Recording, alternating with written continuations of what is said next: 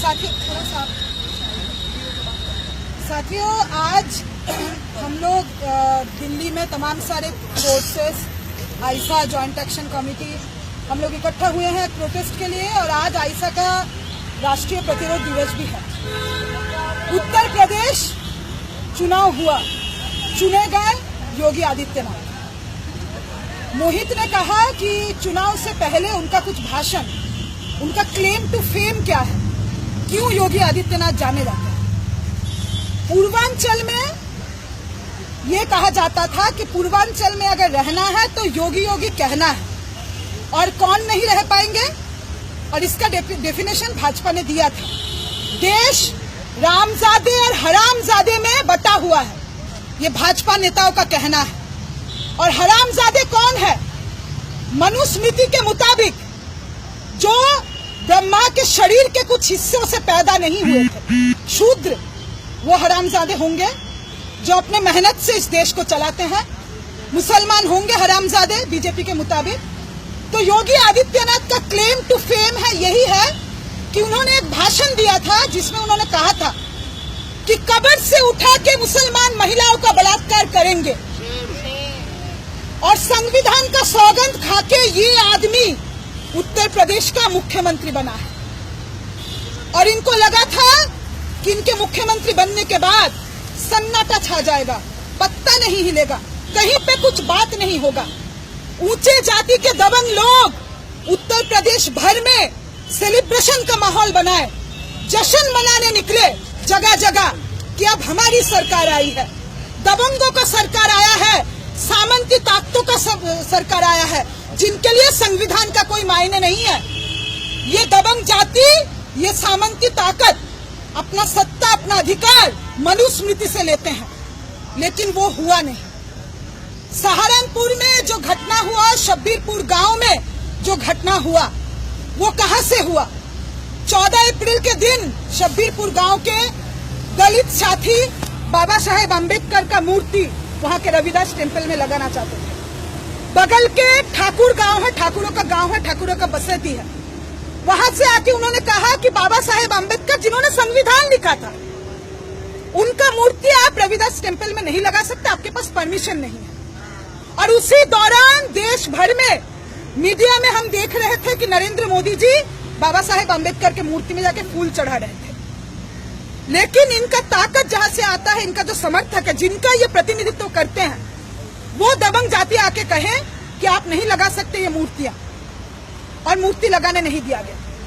उसके बाद महाराणा प्रताप का जिस दिन एनिवर्सरी था, उस दिन ये पूरे पश्चिमी उत्तर प्रदेश में जितने भाजपा नेता, जिनका क्लेम टू फेम है हत्या करवाना, जिनका क्लेम टू फेम है दंगा करवाना, जिनका क्लेम टू फेम है बच्चों को मशीन में घुसा के मार देना, वो सारे दबंग नेता इकट्ठा हुए हैं शब्बीरपुर गांव के बगल में।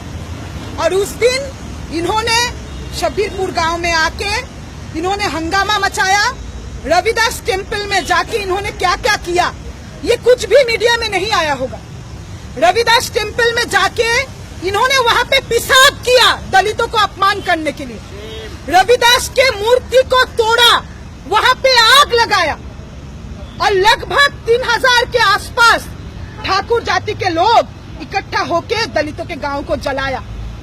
उस समय शब्बीरपुर के दलित साथी, उन्होंने पुलिस को फोन किया, लेकिन ये दबंग लोग जब गांव जला रहे थे तब इन्होंने कहा अपने मुंह से, सरकार हमारी है, पुलिस हमारा है, हमारा कुछ नहीं होगा। ये उन्होंने वहां पे डिक्लेयर किया।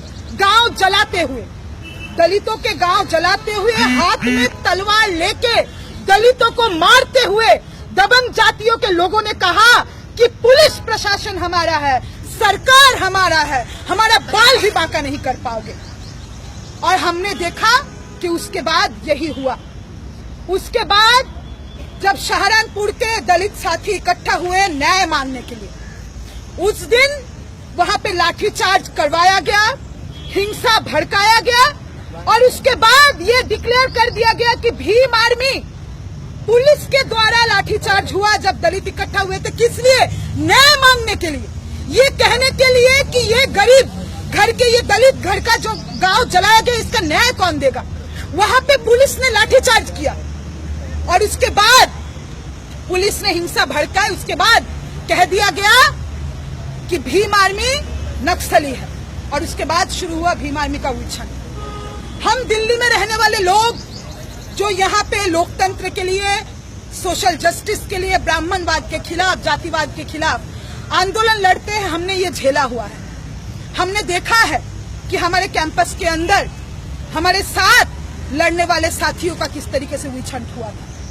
हमने देखा है कि हमारे बीच के साथी जो शिक्षा के अधिकार के लिए लड़ते हैं, जो इस बात को कहते हैं कि भारत के हर एक बच्चे को मुफ्त में शिक्षा मिलनी चाहिए, जो ये कहते हैं कि आपके पास पैसा हो चाहे ना हो, एक लोकतांत्रिक देश में शिक्षा आपका अधिकार है, उनको कहा गया नक्सली, उनको कहा गया आतंकवादी, उनको कहा गया कि पाकिस्तान के साथ इनका रिश्ता हमने झेला हुआ है।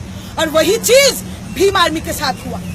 अगर आप अपना हक अधिकार के लिए इकट्ठा होंगे, संगठित होंगे, संगठन बनाएंगे, अगर आप आम छात्रों के बीच में जाएंगे, आम लोगों के बीच में जाके समाज बदलने का, एकता का, समानता का लड़ाई लड़ेंगे, तब आपको डिक्लेयर कर दिया जाएगा कि आपका पाकिस्तान से नाता रिश्ता है, आपका यहाँ से नाता रिश्ता, आपका वहां से नाता रिश्ता है। और इसका कारण ये है क्योंकि शायद हजारों सालों बाद इन लोगों को लग रहा है कि मनुस्मृति का सरकार आया है।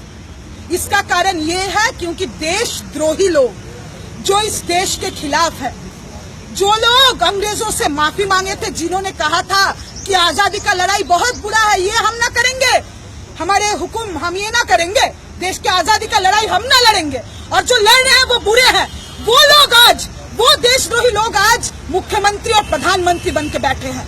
और देश के आवाम को पता है आज कि ये देशद्रोही लोग हैं। साथियों, लखनऊ यूनिवर्सिटी में जो हुआ, लखनऊ यूनिवर्सिटी में एक कार्यक्रम, वहाँ के एक सो कॉल्ड कर्मचारी संस्था, और उनका उसका नाम पूछा, कर्मचारी एवं क्रीड़ा संस्थान, वो हिंदवी स्वराज दिवस पालन करने के लिए एक प्रोग्राम को ऑर्गेनाइज किए थे। और ये और कुछ नहीं था, हिंदी हिंदू, इस देश को जो एक हिंदू राष्ट्र बनाने का साजिश है, उस आरएसएस के भगवाकरण के इस एजेंडा को प्रोपेगेट करने के लिए प्रोग्राम ऑर्गेनाइज किया जा रहा था। लखनऊ यूनिवर्सिटी के फिनेंस ऑफिसर ने चिट्ठी लिखा था वहाँ के वाइस चांसलर को कि लखनऊ यूनिवर्सिटी के फंड से ये प्रोग्राम ऑर्गेनाइज नहीं हो सकता, क्योंकि लखनऊ यूनिवर्सिटी का फंड पढ़ाई लिखाई के लिए, एकेडमिक इंफ्रास्ट्रक्चर के लिए। वहाँ के फिनेंस ऑफिसर ने ये चिट्ठी लिखा था। उसके बावजूद वो प्रोग्राम 7 जून को ऑर्गेनाइज हुआ। योगी आदित्यनाथ आए, और जब योगी आदित्यनाथ आए तब वहाँ के हमारे बहादुर साथी, वहाँ के वो साथी जो इस जिम्मेदारी को समझते हैं कि अगर हम यूनिवर्सिटी में पढ़ते हैं तो इस देश के लिए, इस देश के आवाम के लिए, उत्तर प्रदेश के दलितों के लिए, किसानों के लिए हमारा जिम्मेदारी बनता है, और वो जिम्मेदारी हम निभाएंगे, चाहे उसके लिए जो रिस्क लेना पड़े। और उन्होंने ये सवाल उठाया, उन्होंने बोला सहारनपुर के दलितों को न्याय दो, उन्होंने बोला कि साथी चंद्रशेखर को रिहा करो। अब कोई बता दे सहारनपुर के दलितों को न्याय दो, ये बात सुन के योगी जी चिढ़ते क्यों हैं? वोट मांगने आप नहीं गए थे उन दलित गांव में? आप नहीं गए थे क्या वोट मांगने? दलितों को न्याय दो ये कहने भर पे इलाहाबाद, कानपुर, बनारस, लखनऊ, जगह जगह छात्रों को उठाया क्यों जा रहा है? योगी जी, अगर आपका भी 56 इंच का दावा है तो 56 इंच का छाती ठोक के कह दो कि दलित विरोधी हो तुम। 56 इंच का छाती ठोक के कह दो कि संविधान को नहीं मानते हो। इतना डर किस बात का है? काम जो करते हुए मुंह पे लाओ, और तब हम देखते हैं कि कहां से टिकता है तुम्हारा सरकार। अब कोई भी चैनल खोल के देख लीजिए, साथी चंद्रशेखर को गिरफ्तार किया गया। जगह जगह मीडिया में ये चलाया जा रहा है कि सहारनपुर के अपराधी, सहारनपुर में शब्बीरपुर गांव में जो घर जलाए गए वो घटना नहीं है। भीम आर्मी हो जाने भर पे दलित अपने आप को ऑर्गेनाइज किए, जाति उन्मूलन के एजेंडा पे, ये मनुवादी, ये व्यवस्था के खिलाफ अपने आप को संगठित किए। दलित संगठित कैसे हो जाएगा? उसका काम तो सिर्फ है योगी जी जब जाएंगे, मोदी जी जब जाएंगे, अपने आप को हिंदू मान के वोट कर दे, वो संगठित कैसे हो सकता है? वो अपना बात खुद कैसे कह सकता है? और ये अगर दलित कह दिया तो उसको कहा जा रहा है कि वो अपराधी है। साथियों, आज हम लोग अपने लखनऊ के साथियों का झंडा बुलंद करने, आज हम लोग साथी चंद्रशेखर के आजादी का, साथी चंद्रशेखर को रिहा करने का मांग करके यहाँ पे आए हैं और योगी जी को ये संदेशा देने आए हैं कि आपने सोचा था पत्ता नहीं हिलेगा, इधर तूफान आएगा और इस तूफान में तुम्हारा सत्ता नहीं टिकेगा। मध्य प्रदेश में किसानों पे गोली चलाया गया और उसके बाद हम जो लोग सोशल मीडिया में हैं, एबीवीपी के लोग, हम यहाँ से पूछना चाहते हैं एबीवीपी का पोजीशन कहाँ है मध्य प्रदेश में जो किसानों का हत्या हुआ। एबीवीपी के लोग कह रहे हैं कि उधर सीताराम येचुरी का ठुकाई किए और उधर मध्य प्रदेश के किसानों का ठुकाई किए। अगर किसान हड़ताल में चले जाए ना, भूखे मर जाओगे, भूखे मर जाओगे। उनका जीन्स देखा जा रहा है, उनका गॉगल्स देखा जा रहा है और ये नहीं देख रहे हैं कि मोदी जी कभी कभार विदेश भ्रमण से देश में वापस आते हैं। कभी कभार एक न्यूज़पेपर ने हेडलाइन बनाया बंगाल में कि खबर है कि मोदी जी पिछले कुछ दिनों के लिए देश में आने वाले हैं और वो कुछ दिन देश में रहेंगे और इस बीच में अगर उनको मौका मिला तो गुजरात भी जाएंगे। तो ये है हमारे देश का प्रधानमंत्री, ट्रंप इनको लपड़ाता है, थप्पड़ मारता है, इसके सामने कहता है कि भारत ने करोड़ों रुपए खाया क्लाइमेट चेंज के लिए, जबकि ये झूठ है और ये थप्पड़ खा के आ जाते हैं और यहाँ पे आके उच्च जाति के लोगों से दलितों को पिटवाते हैं। इतना नालायक, इतना कायर सरकार टिक नहीं सकती है और हम आज ये बोलने आए हैं कि ये तूफान आएगा और ये तूफान वंचितों का, शोषितों का, किसानों का, ये तूफान तुमको ले डूबेगी, ये तुम देखते रहना।